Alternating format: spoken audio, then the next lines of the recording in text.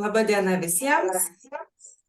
Džiaugiuosi galėdama pristatyti šiandieną dar vieną dalyką dėstomą Holistinio ugdymo institute, tai yra rytų medicinos sistemos. Rytų medicinos sistemos susideda iš kelių ne dalykų, bet gal temų labiau pasakyčiau, tai yra kinų medicinos, ajurvedos ir jogos. Labai džiaugiuosi, kad šitą dalyką mums dėsto profesorė Dalia Sekmokienė ir profesorė Loreta Šernienė. Taigi iš karto pereiname prie pokalbio su jomis ir gerbiama Dalia, pirmiausia klausiu jūsų. Prisistatykite trumpai, papasakokite, ką jūs dėstote, ką jūs baigėte ir ką dėstysite mūsų klausytojams, kam tai reikalinga ir kaip tai siejasi su holistinė prieiga, holistiniu požiūriu į sveikatą. Prašau. Ačiū. Kinų mediciną baigiau tuoj po 90 metų ir mokausi iki šiol. Pagrindinė mokykla buvo 3 metų Escuela Neijing, kuri įsikūrusi Ispanijoje ir dėstytojai dažniausiai važinėjo, gydytojai buvo.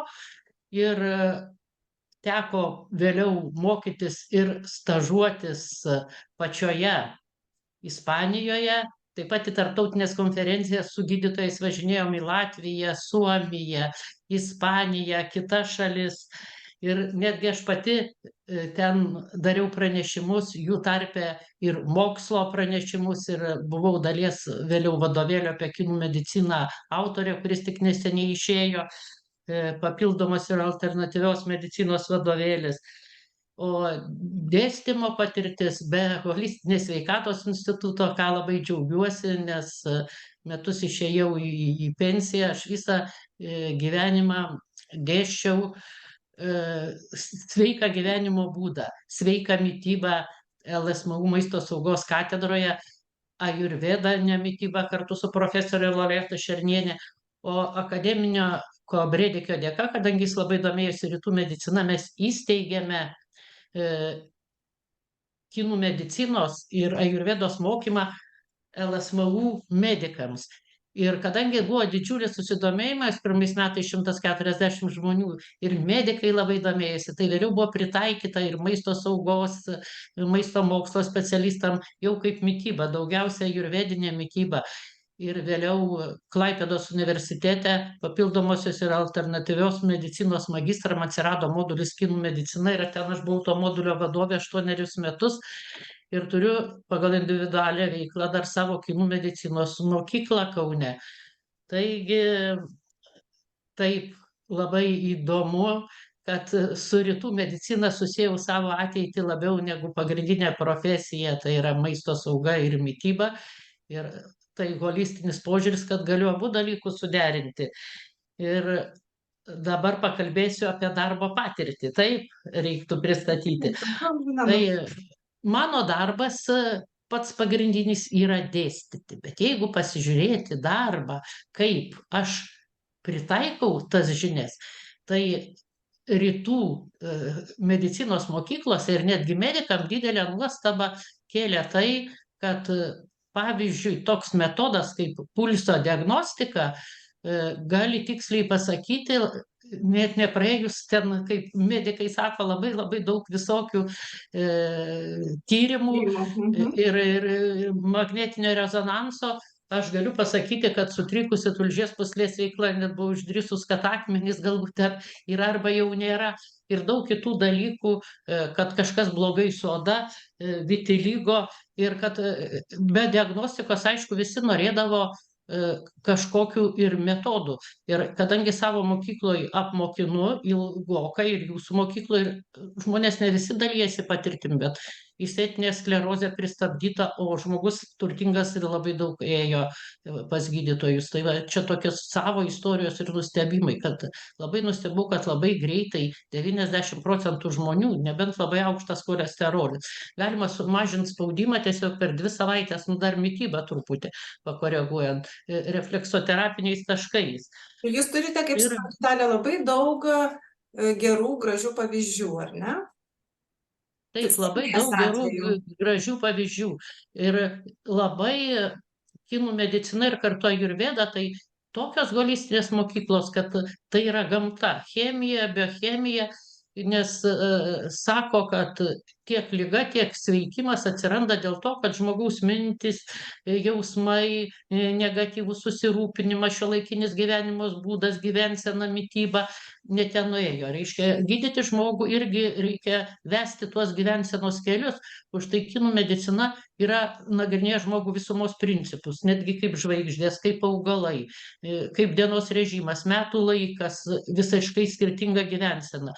Aišku, tai ir judėjimas, mankšta, jie vadino mankštą sąnarių judimu, mityba. O pats svarbiausias būdas, kuriuo mes gydom, bet įvertinę žmogaus energinę schemą, kuri yra pirminė, yra refleksoterapija. Va, jos rezultatai didžiausi ir ją galima taikyti bet kokio susirgimo metu kaip papildoma priemonė rytų. Ir kai su žmogum kalbu, tai va kartais vien su nepažįstamu iš veido spalvos arba iš jo kalbėjimo tono, kas jam labiausia rūpi. Ir matai, kuris bangos dažnis vadinamas stichija sutrikus ir tu jau gali padėti, nes kinų medicinoje gindamos mintis, jausmai ir kūnas, visas žmogus, tai čia yra labiausia holistinis požiūris. Ar mūsų klausytojai tai sužinos, kaip tai reikia daryti, kaip pamatyti, kaip diagnozuoti, pulso diagnostikos kažkiek, ar sužinos, kaip pasveikti, gal nepasveikti, bet sveikatintis kažkiek? Sveikatintis puikiai, nes yra trys lygiai, kaip sakoma, čyra turi tris lygmenis, netgi mes turim terapijų, kad harmonizuoti mintis, jausmus, daug lygų yra psichoemocinės kilmės, tai iš kinų medicinos pusės negaliu vadinti psichosomatika, bet psichosomatika irgi kilus iš rytų medicinos pusės tik kiek kitaip. Tiesiog, kaip sakoma, pravalom langus požiūrį į tą gyvenimą, kad jis būtų giedresnis, aiškesnis, yra ir tokios terapijos, o paskui kūne 5 bangos dažniai to mokysimės. Ir kai matai, kuris yra sutrikęs, ir mityba, ir svarbiausia, aišku, dar kartą kartuoju, refleksoterapija, taškų pagalba, netgi spalvų pagalba, judesio pagalba, yra specialios pozos, masažų pagalba, energingai, sveikai gyvent ir pastebėti ir kituose žmonėse, iškart kalbant su žmogumi, dažnai iš veido, iš išraiškos, kas jam labiausiai rūpi, kokia nuotaika vyrauja, jau gali holistiniu požiūriu suprasti, kuri stichija sutrikusi ir kokios lygos, jeigu stichija sutriko, gali grėsti, jeigu jos dar ir yra, kaip sakoma, tik kaip sėkla po žeme, ir kartais medicina šiuolaikinė dar jos negali diagnozuoti, nes liga alegoriškai turi išdygti, kad ją pamatytum. O kinų medicina diagnozuoja giliau, jau kaip sėklas, kai liga dar yra tam užslėptam būvy ir nediagnozuojama biocheminiais, klinikiniais ar kitais tyrimais. O mes pulso diagnostiką, netgi bendraudami su žmonių paklausdami, aš manau, kad kiekvienam tai bus labai įdomu.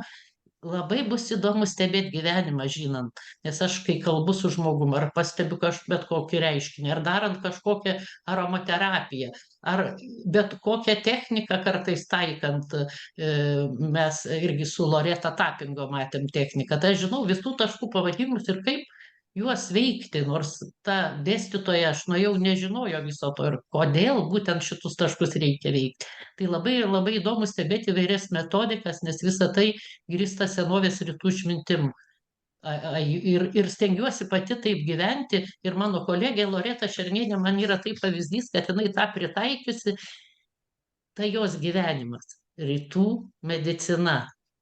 Nuostabu.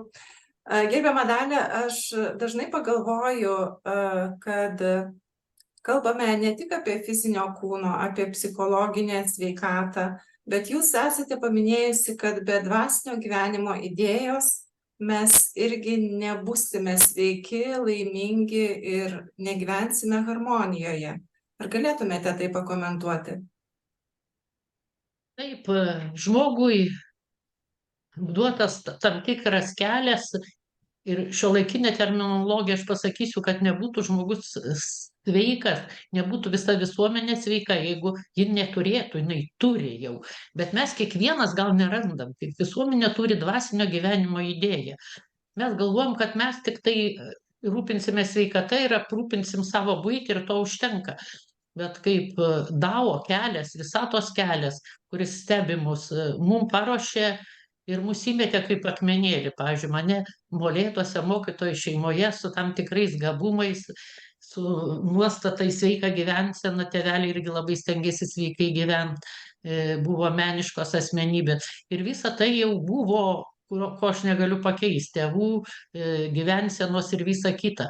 Ir aš, jeigu harmonizuoju pasaulį, taip sako kinų medicina, ir mintimis, ir veiksmais, žodžio dao, tai yra žodis, kuris įkvepia žmonės, suburia, tai visa visuomenė yra į bendrą energetinį lauką ir tada mažiau būna ir visokių pandemijų.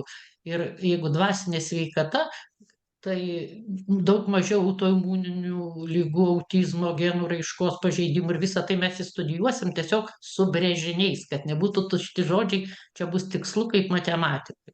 Ačiū labai gerbiama Dalia. Jeigu neturėtumėt daugiau ko pridurti šiam momentui, aš suprantu, kad per paskaitas mes gausim labai daug informacijos, tada perduosime žodį gerbiamai Loretai. Ačiū. Prašau, Loreta. Sveiki visi, ačiū Daliai už tokį įdomų pristatymą ir Dalį manęs jinai jau pristatė, tai aš tik tai papildysiu irgi tą pačią gaida, kaip sakom, ar ne, pradėsim nuo išsilavinimo. Ir aš pradėjau domėtis, kalbant apie išsilavinimą, rytų filosofijom, tai nuo pat vaikystės galima sakyti, ir po dėdės mirties paveldėjau didžiulę biblioteką, kurioje buvo keletas knygų susijusių su rytų filosofija. Viena iš jų buvo susijusi su kovų menais. Tai vat, būdama paauglė, pati savarankiškai pradėjau užsiiminėti kovų menais, po to atsirado gyvenime joga ir po to susipažinom su Dalia prieš 20 metų. Dabar mes esam draugės, 20 metų buvome kolegės, kol dirbom kartu kabinete sėdėjom ir Dalia mane įviliojo, galima sakyti, į kinų medicinos kursą. Aš ilgai spyriojausi, paskui atėjau ir žinokit, taip džiaugiausi, kad dar gyvenime taip nebuvau džiaugusis. Tiek įdomių dalykų sužinojau kinų medicinoje, taip subtilu, taip tikslu viskas ir jeigu tikrai domiesi ir praktikuoji, labai efektyvu. Ir taip pat pas Dalią. Po kinų medicinos kurso aš baigiau ir ajurvedos pagrindus ir tada pradėjau labiau gilintis ajurvedą. Ajurvedos mokiausi labai daug savarankiškai ir baigiau internetinį kursą pas žinomą ajurvedistą Vasant Lat ir taip pat tobulinausi Indijoje, 2 vietose. Iš pradžių Delyje, ajurvedos institute Dživa, ir po to prie kalnų, prie Himalajų, Haridvare, tokiam DSVV, taikomųjų mokslų universitete. Tai vat apie šitas 2 studijų vietas ir taip pat, kas tai yra ajurveda, su kuo įvalgoma, paprastai sakant, papasakosiu užsiėmimų metu. Dabar darbo patirtis. Visą gyvenimą dirbu Lietuvos sveikatos mokslo universitete. Dėstau su maistu susijusius dalykus. Tai yra maisto higiena, maisto technologijos. Ypatingai daug kalbu apie pieno higieną, pieno technologijas ir apie augalinius produktus. Na tai šitie dalykai irgi labai svarbus ajurvedai. Mityba vienas iš tokių banginių, ant kurių stovi ajurvedos mokymas. Ir mitybos žinios man iš tikrųjų labai padeda. Nes kalbant apie ajurvedinę mitybą, visą laiką minimi ajurvediniai produktai, o tokių parduotuvėse nelabai yra. Tai va truputėlį paminėti, ką valgyti, kaip pasirinkti tą produktą parduotuvėje, kad jis atitiktų mūsų konstitucinį tipą, irgi labai svarbu. Puiku, labai smagu girdėti, o gal galėtumėte paminėti maždaug temas, kurias nagrinėsime, be mitybos dar kažką kitą? Taip, būtinai. Ir dabar gal pradėsiu nuo to, kad ajurveda iš sanskrito kalbos verčiasi, tai yra sveikas gyvenimo būdas arba sveiko gyvenimo žinios arba mokymas apie sveiką gyvenimą. Tai reiškia viskas labai susiję su sveikata. Dabar sveikata pas mus mes dalinam į tokias 2 dalis, ar ne? Sveikatos palaikymas ir ligos gydymas, ar ne? Tai ajurvedai labiau akcentuojamas iš tikrųjų, bent jau tą, ką aš mokysiu, sveikatos palaikymas. Nes ateina mokytis pas mus, sąlyginai sveiki žmonės, dar jauni žmonės ir labai svarbu iš tikrųjų akcentuoti sveikatos palaikymą. Ligų gydymas ajurvedai yra atskira sritis, mes ją liesime šiek tiek mažiau. Dabar, kalbant apie sveikatos palaikymą, Ajurveda turi labai daug metodų. Tai užsiėmimų metu mes analizuosime, kas yra sveikata, kas yra nesveikata arba liga, kaip jas dvi atskirti pagal išorinius kūno požymius, pagal žmogaus sudėjimą, pagal žmogaus išvaizdą, pagal žmogaus charakterį ir taip pat pagal pulsą. Pagal pulsą be abejo tiksliausia diagnozuojama ir mokysimės šitą padaryti, reiškia nusistatyti savo konstitucinį tipą ir taip pat pasižiūrėsime, ar yra nukrypimai nuo to konstitucinio tipo ar ne, ar jau pradėjusi vystytis liga. Nes Ajurvedoj, kaip ir kinų medicinoje, ligą mes galim pastebėti iš pat pradžių, pačiose pirmose stadijose, jos nei kūne, nei prote dar nesimato. Ir jeigu matom, kad studentai nusistato, kad yra disbalansas, tai mes tada galvojam, pasižiūrim, ką galima būtų daryti, ar ne, kaip reikėtų pakeisti mitybą, patobulinti gyvenimo būdą, susitvarkyti dienotvarkę, dienos režimą, kad liga neišsivystytų. O sveikiem žmonėm mokome, kaip palaikyti tą sveikatą. Kalbėsiu aš apie dienos režimą labai daug, atrodo paprastas dalykas, bet aš, žinokit, visą laiką galvoju, tas paprastas dalykas labiausiai yra apleidžiamas ir čia mes turėtume jau darželį apie tai kalbėti ir tėvai turi mokėti pasakoti. O išmokina tik tai kaip dantis valytis ir plaukus susišukuoti. Dar merginos gal pasidažyti, ar ne? Tai čia yra šiek tiek daugiau reikalų su dienos režimu ir jisai iš tikrųjų trumpai trunka tos procedūros, čia nenoriu gąsdinti būsimų studentų, 50 minučių iš ryto, bet jos stebuklus padaro, nereikia makiažo moterim. Mes jau matėme gyvų susitikimų metu, kuriuos mes turime 2 kartus per metus, kas nori atvyksta, mes matėme jūsų praktikas, jūsų vedimą, tai tikrai padaro įspūdį ir nuteikia puikiai ir žvaliai, ne tik ko gero visai dienai, bet ir apskritai duoda tonusą tolesniai sėkmei. Tai labai džiugu, aš dar norėčiau užduoti jums vieną klausimą. O jūs savo gyvenime greičiausiai vadovaujatės Ajurvedos principais ir gal dar turite kažkokių hobių, ar jie yra visi susiję būtent su Ajurveda, ar dar kažką mėgstate veikti? Turiu.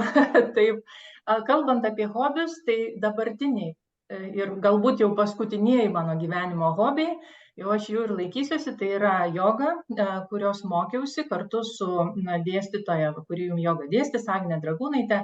Mes baigėme tarptautinę jogos mokytojų mokyklą ir turime diplomus, esam sertifikuotos jogos mokytojos. Tai taip joga mano gyvenime ir prilipo. Ir kaip mes su dėstytoja Dalia pažįstamos 20 metų, su Agne pažįstamos 15 metų, jinai pas mus universitete mums visiems vedė jogos pamokas ir aš po to apsimokiau. Tai taip mes visos gražiai susiję. O joga mano gyvenime atsirado labai anksti, dar gerokai prieš Agnę, bet taip jau tvarkingai pradėjau praktikuoti turbūt prieš 20 metų ir vegetarė esu daugiau negu 20 metų. Ir joga, kai buvo mano gyvenime, taip ir liks, jos pavidalas tik tai keičiasi. Dabar labiau gilinuosi į meditacijas, į kriją jogą, bet taip pat ir pagrindinių tų asanų, kvėpavimo pratimų neapleidžiu. O Ajurveda tai tikrai mano gyvenimo dalis yra, kasdienė rutina, kurią minėjau, aš taikau ir labai jinai efektyviai man pasireiškia. Daug žmonių sako, kad mano oda gerai atrodo, ar ne, ir aš manau, kad čia pagrindinis kaltininkas yra ta dienos rutina, ar ne, tas dienos režimas, kuriuo aš tikrai vadovaujuosi ir jo laikausi. O iš sėkmės istorijų noriu pasakyti tokį dalyką. Kai buvau maža, buvau ligų maišas. Sirgdavau peršalimo ligom, nežinau kiek kartų per metus, 6-8, guliu lovai po savaitę. Ir tais laikais dar ir antibiotikais girdydavo taip nekontroliuojamai, ir ne. Ir kai pradėjau dirbti su Dalia, susipažinau, irgi labai daug peršalimo ligom sirgau. Ir žinokit, dabar jau nežinau, kiek metų peršalimo ligom nebesergu. Dėl to, kad irgi per Ajurvedą atėjo tos žinios, kad reikia peršalus, reikia kūną šildyti, ar ne? Ajurveda ir sako, jeigu susirgai, pasižiūrėk, ką darėjai, ar ne, kas ligą sukėlė, daryk priešingai. Labai paprastas patarimas, ar ne? Tai jeigu peršalai, šildykis, ir jeigu jauti, kad jau liga į kūną įsiskverbė, šaltis krečia, tai reikia, sakykime, kajeno paprikos arba kajeno pipiro arbatą pasidaryti ir gerti tol, kol sušilsi, kol iš vidaus iškaisi. Ir taip efektyviai man veikia, kad tikrai, jeigu laiku pagaunu, tai nesergu. Tai puiku girdėti, tikrai. O sakykit, kam rekomenduotumėte šitą dalyką, rytų medicinos sistemas mokytis? Gal ar visiems tai tinka? Gal kažkam nerekomenduotumėt? Gal kažkas Kaip žmogus turi mąstyti arba įsigaus šitą mąstymą atėjęs čia, kam tinka?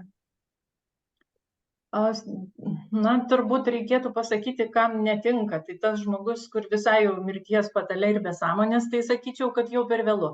Bet visiems kitiem, nuo pat mažo amžiaus iki pat senyvo amžiaus, tikrai tiek kinų medicina, tiek ajurveda su joga, kurios yra sesės dvynės, yra rekomenduojamas. Kuo jaunesnis žmogus pradeda, tuo geresni rezultatai be abejo, nes ta dienotvarkė įauga, kaip sakoma, į kraują ir daro poveikį žmogaus sveikatai, bet yra tikrai stebuklingų atsivertimų ir stebuklingų išgyjimų tiek vieną, tiek kitą medicinos sistemą taikant. Ir čia tiesiog net ir neišpasakosi, viso reikia ateiti paskaitas ir paklausyti, mes ten tikrai sėkmės istorijom pasidalinsime. Aišku. Labai smagu girdėti tokį puikų pristatymą tiek gerbiamos Dalios, tiek gerbiamos Loretos. Gal norėtumėte dar vieną kitą žodį pasakyti, ar tokį reziumė, pakviesti klausytojus prisijungti prie šito dalyko? Tikrai labai kviečiame, pamatysite pasaulį kitų kampų, kaip sako pasaulis, kaip didelis rutulys, arbūzas ir kartais mes tik matom vieną riekę. O čia tiesiog jūs iš atskirų dalių galėsit matyti visumą. Ir tiesiog matydami netgi žmogaus mąstymą ar jausmus jau galėsit numatyti, kokios lygos bus. Ir ar tas žmogus teigiamai harmonizuos žmonės ar ne. Ir netgi mažiausiose smulkmenose irgi matysit tą visumos principą. Ir tikrai išmoksit nemažai metodų ir ajurvedinių, ir kinų medicinos, ne vien refleksoterapijos mokysimės, ateikit, pamatysit, pradėsit taikyt